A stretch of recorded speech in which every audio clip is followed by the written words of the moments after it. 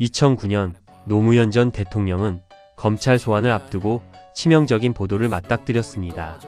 노 전 대통령이 명품 시계를 논두렁에 버렸다. 이 한 줄의 보도가 한 사람의 명예를 그리고 삶을 무너뜨렸습니다. 그리고 17년이 지난 지금 그 SBS가 또다시 논란의 중심에 섰습니다.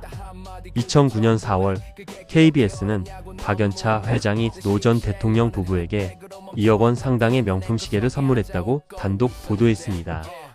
그리고 한 달 뒤 SBS는 한 발 더 나아갔습니다. 노 전 대통령이 그 시계를 논두렁에 버렸다는 단독 보도를 내보낸 것입니다. 당시 여론은 이 보도로 결정적으로 악화됐습니다. 그런데 이 보도의 배후에는 충격적인 진실이 있었습니다.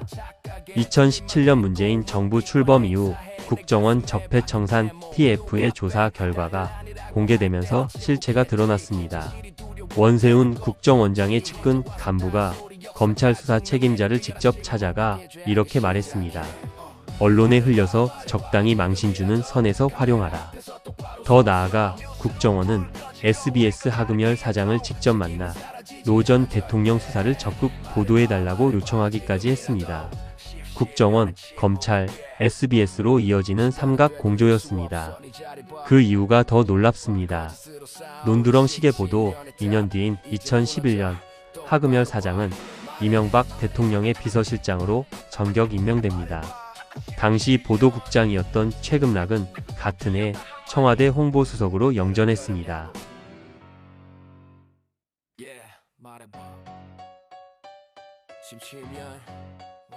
뉴스룸 불이 꺼져도 넌 알잖아. 똑바로 써. 말해봐 지금이라도 카메라 앞에서 똑바로 서서 핀 조명 아래 땀 닦아내고 진실만 말해 다 숨기고 뭘 더 얻으려고 들렸다 한마디 그게 전부야.